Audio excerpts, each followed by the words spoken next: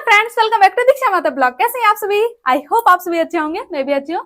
तो फ्रेंड्स, मेरे ब्लॉग्स में काफी सारे कमेंट आ रहे थे, भर भर के कमेंट आ रहे थे सीयूजे में इंटीग्रेटेड यूजी पीजी के एडमिशन को लेकर के, क्योंकि अभी एडमिशन का ही समय है। तो सबसे अधिक जो कमेंट कर रहे थे स्टूडेंट, वो ये था, पहला नंबर में आ जाता है कि काउंसलिंग कैसे होता है, काउंसलिंग ऑफलाइन होता है या फिर ऑनलाइन होता है। और दूसरा जो क्वेश्चन आ रहा था कि मेरा सीयूईटी में इतने मार्क्स आए हुए हैं तो मुझे एडमिशन मिल पाएगा या नहीं, मुझे वहां पे सीट मिल पाएगा या नहीं।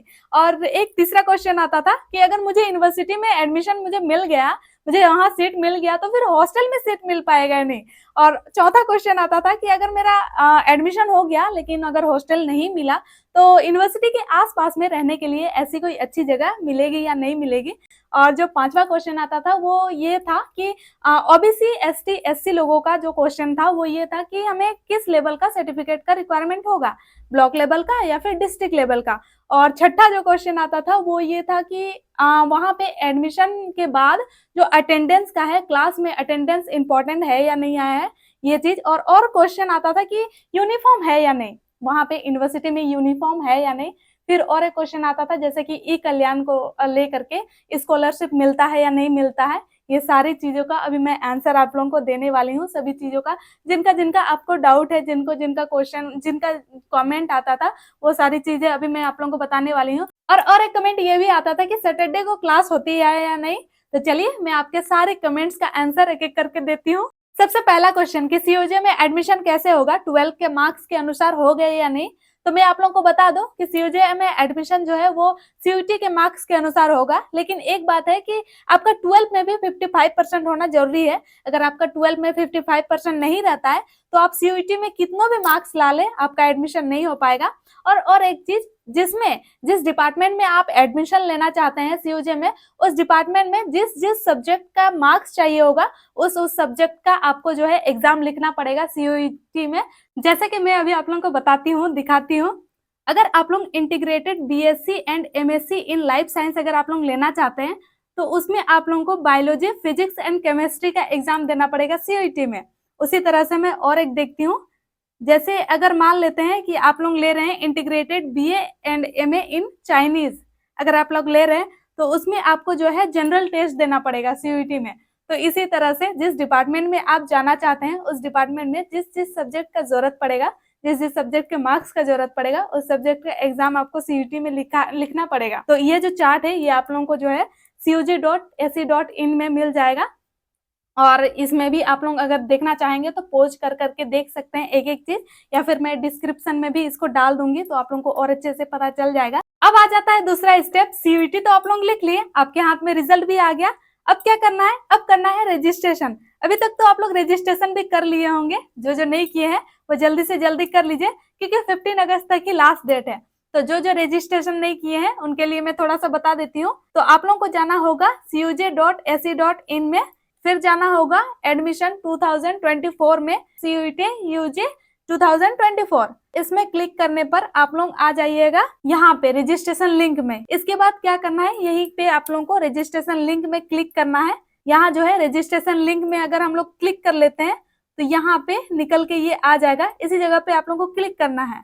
और यहाँ पे आप लोगों को ऑप्शन मिल जाएगा, आप देख सकते हैं यहाँ पे किनारे में जो है ग्रीन कलर का रहेगा न्यू रजिस्ट्रेशन करके। तो यहीं पे क्लिक करके जो है रजिस्ट्रेशन यहाँ पे करना पड़ेगा। रजिस्ट्रेशन करने के लिए ऑप्शन आ जाएगा, यहाँ पे आपको जो है डॉक्यूमेंट सब देना पड़ेगा, आपका जो पर्सनल डिटेल वगैरह है या फिर डॉक्यूमेंट सब, ये सब आप लोगों को यहाँ पे दे करके रजिस्ट्रेशन करना होगा।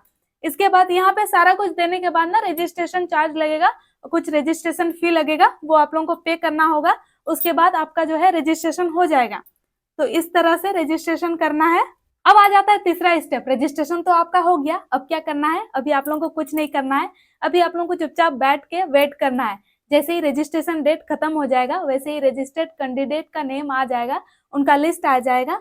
और उनका लिस्ट आएगा अपने ही डिपार्टमेंट में, जिस डिपार्टमेंट में वो जाना चाहते हैं उसी डिपार्टमेंट में उनका लिस्ट आ जाएगा। तो अभी मैं आप लोगों को दिखाती हूँ बीते बार का लिस्ट, बीते बार किस तरह से आया हुआ था। तो अभी जैसे कि हम लोग यहाँ पे आ गए, तो जैसे मैं अभी आप लोगों को बताई कि जिस डिपार्टमेंट में आप जाना चाहते हैं उसी डिपार्टमेंट में आपका नेम आएगा, आपका लिस्ट आएगा। तो अभी मैं किसी एक को खोल करके दिखाती हूँ। जैसे अभी integrated BSc and MSc in physics खोल के अभी मैं दिखाती हूँ आप लोगों को। तो ये यहाँ पे ओपन करने से कुछ इस तरह का आ जाएगा। तो यहाँ पे आप देख सकते हैं ऊपर से नीचे तक में क्या है ना कि जो स्टूडेंट का सबसे अधिक मार्क्स आया था उसका सबसे पहले है, उसके बाद जिसका उससे थोड़ा सा कम आया था उसका उससे थोड़ा सा नीचे में है, ऐसा कर करके सबका लिस्ट आया हुआ है। और यहीं पे इसी लिस्ट में आप लोगों को पता चल जाएगा, सबसे ऊपर में ही पता चल जाएगा कि आप लोगों का रिपोर्टिंग डेट क्या है, आप लोगों को कौन सा तारीख में काउंसलिंग में जाना है और कितना टाइम में जाना है, ये सारा जो है ऊपर में दिया हुआ रहेगा। अब आ जाता है फोर्थ स्टेप कि काउंसलिंग में क्या क्या ले जाना है। तो जब आप काउंसलिंग में जाएंगे तो आप अपना सारा डॉक्यूमेंट्स लेके जाएंगे जो जो आपने रजिस्ट्रेशन के समय में दिया था। एक बार मैं फिर से बता देती हूँ। और आपका जो काउंसलिंग है वो होने वाला है सीयूजे का एडमिनिस्ट्रेटिव बिल्डिंग में आपका काउंसलिंग होगा। और डॉक्यूमेंट्स की बात कर लेते हैं, अभी डॉक्यूमेंट्स में आपको क्या क्या ले जाना है। फर्स्ट नंबर में आ जाता है जो आप सीयूजे में रजिस्ट्रेशन किए थे उसका एप्लीकेशन फॉर्म ले जाना है। और सेकंड नंबर में आ जाता है 2 पासपोर्ट साइज फोटो ले जाना है, 10th का मार्कशीट और फिर पास सर्टिफिकेट ले जाना है। इसके बाद 12th का भी मार्कशीट और पास सर्टिफिकेट ले जाना है। इसके बाद ले जाना है 5 नंबर में valid certificate for date of birth. इसके बाद 6 नंबर में government issued ID like Aadhaar card हो गया, पैन कार्ड हो गया, इसके बाद वोटर आईडी कार्ड हो गया, इनमें से कोई एक ले जाना है। सीयूईटी का मार्कशीट और एडमिट कार्ड। अब आ जाते हैं 8 नंबर में, इसमें लिखा हुआ है अगर आप लोग कहीं पे जॉब करते हैं तो उसका सर्टिफिकेट आप ले जा सकते हैं, नहीं करते हैं तो कोई बात नहीं।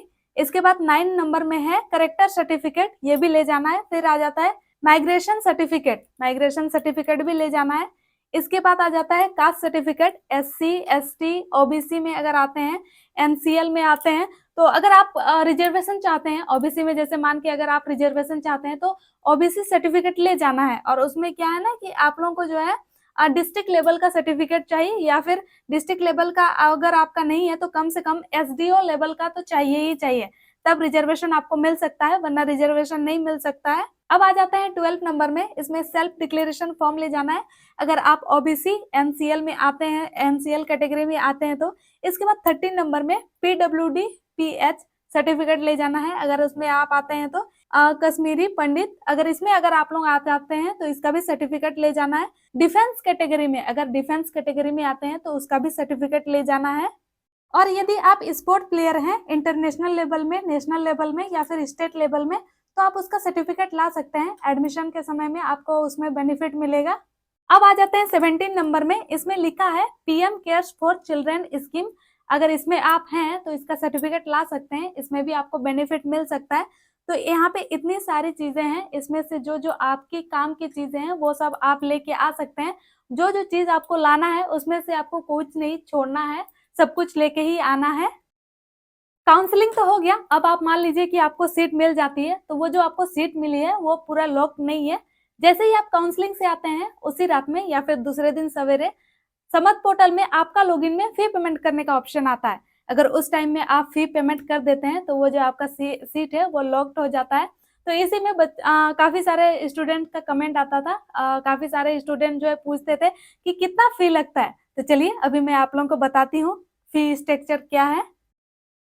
एडमिशन 2024, उसके बाद आ जाना है CUET UG 2024। इसके बाद हम लोग को नीचे आ जाना है इसमें, और यहाँ पे 3 टाइप के फीस स्ट्रक्चर हैं।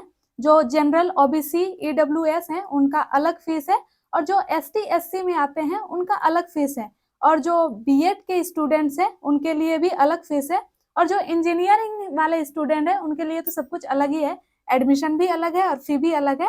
तो जैसे मैं अभी आप लोगों को दिखाती हूँ एक खोल करके, जैसे अभी मैं OBC का खोल करके दिखाती हूँ, OBC जनरल EWS का, तो कुछ इस तरह का खुल के आ जाएगा फी स्ट्रक्चर। इनके लिए ये फी स्ट्रक्चर है। अब फर्स्ट सेमेस्टर से 10th सेमेस्टर तक का फी यहाँ पे दिया हुआ है।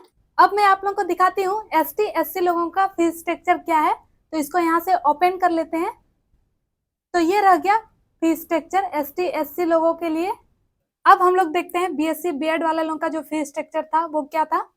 तो ये अभी खुल के आ गया है, ये था BEd BSc वाले लोगों का फी स्ट्रक्चर। और बीते बार इंजीनियरिंग का एडमिशन CUET के मार्क्स के ही बेसिस पे होता था, लेकिन इस बार CUET के मार्क्स के बेसिस पे नहीं होगा इंजीनियरिंग का एडमिशन। इस बार जो है CSAB के मार्क्स के बेसिस पे होगा। और अगर इसके बारे में और अधिक जानकारी चाहिए तो आप यहाँ पे क्लिक कर लीजिएगा, तो इसके बारे में और अधिक जानकारी आप लोगों को मिल जाएगी इस लिंक पे क्लिक करने के बाद। और एक क्वेश्चन आता था काफी कोई का कि सीयूईटी में मेरा इतना मार्क्स आया हुआ है तो मेरा एडमिशन होगा कि नहीं, मुझे सीट मिल पाएगा कि नहीं। तो ये तो मैं कंफर्म नहीं बता पा रही हूँ कि सीट मिलेगा ही या नहीं मिलेगा। इस बार किस तरह के बच्चे आ रहे हैं, कितना कटअप जाएगा, ये तो मैं नहीं बता पा रही हूँ। तो लेकिन फिर भी मैं लास्ट ईयर का आपको कटअप दिखाती हूँ, तो उससे आप लोगों को थोड़ा बहुत तो अंदाजा हो ही जाएगा कि आपको सीट मिल सकता है या नहीं, आपको एडमिशन मिल सकता है या नहीं। तो चलिए मैं आप लोगों को दिखाती हूँ लास्ट ईयर का। तो यहाँ पे अभी सबसे पहले हम लोग को जाना होगा एडमिशन में, और एडमिशन में क्लिक करने के बाद आप लोगों को आ जाना है 2023 एडमिशन 2023 में। इसके बाद इधर खुल के आ जाएगा सीयूईटी यूजी 2023। यहाँ पर क्लिक करने के बाद हम लोग को सीरियल नंबर 8 में जाना है। देखिए यहाँ पे लिखा हुआ है अलॉटमेंट लिस्ट, तो यहीं पे क्लिक करने पर सारे डिपार्टमेंट का अलॉटमेंट लिस्ट आ गया है। तो यहाँ पे जिस डिपार्टमेंट का कटअप आप देखना चाहते हैं यहाँ पे क्लिक करके देख सकते हैं, एक एक करके सारे डिपार्टमेंट का अलॉटमेंट लिस्ट यहाँ पे दिया हुआ है। तो चलिए अभी मैं एक खोल के दिखाती हूँ आप लोगों को। जैसे कि यहाँ पे इंटीग्रेटेड बीए बीएड का, इसको मैं खोल करके दिखाती हूँ। जैसे ही आप डिपार्टमेंट में क्लिक करते हैं वैसे ही कुछ ऐसा एक्सेल शीट खुल के आ जाएगा, और यहाँ पे आप देख सकते हैं अलॉटमेंट लिस्ट। तो यहाँ पे सबसे पहले यहाँ किनारे में दिया हुआ है अलॉटमेंट 22, मतलब ये 22 डे में जो अलॉटमेंट हुआ था जिन जिन बच्चों का, वो दिया हुआ है। तो सबसे पहले हम लोग को जाना है अलॉटमेंट 1 में। तो राइट साइड में इधर किनारे में है अलॉटमेंट 1। इसको क्लिक करने पर पता चल जाएगी कि फर्स्ट डे में कितने स्टूडेंट का अलॉटमेंट हुआ था, किन किन स्टूडेंट का हुआ था, कितने कितने मार्क्स में हुआ था, ये आपको पता चल जाएगा। तो देखिए यहाँ पे सबसे जो फर्स्ट डे में अलॉटमेंट हुआ था, वो जो सबसे पहला बच्चा है 310 में उसका अलॉटमेंट हुआ था, और उसी तरह से उससे कम जिसका मार्क्स आया था उसका उससे नीचे है, ऐसे कर करके दिया हुआ है। तो ये देख करके आप पता लगा सकते हैं कि कितना मार्क्स में एडमिशन हो सकता है, कितना तक कटअप गया था बीते बार। ये तो रहा फर्स्ट डे का अलॉटमेंट लिस्ट। ऐसा 22 डेज तक अलॉटमेंट लिस्ट आया था। तो ऐसे ही कर करके आप सारा कुछ एक एक करके देख सकते हैं। और एक काफी स्टूडेंट्स का क्वेश्चन आता था कि अगर हम लोग को सीट मिल गया, हमारा एडमिशन हो गया यूनिवर्सिटी में, तो हम लोग को हॉस्टल में सीट मिल पाएगा या नहीं मिल पाएगा। तो मैं ये कंफर्म नहीं बता पा रही हूँ कि मिल ही जाएगा, लेकिन अगर हॉस्टल में सीट नहीं मिलता है तो बाहर में भी आप लोगों को रहने की जगह मिल जाती है। यूनिवर्सिटी के आसपास में काफी ऐसी जगह से स्टूडेंट अभी जाते हैं वहां पे यूनिवर्सिटी क्लास करने के लिए। और रहा बस का बात, तो मैं आप लोगों को बता दूं कि बस कहाँ कहाँ से आती है। इसको देखने के लिए सबसे पहले आ जाना पड़ेगा cuj.ac.in में।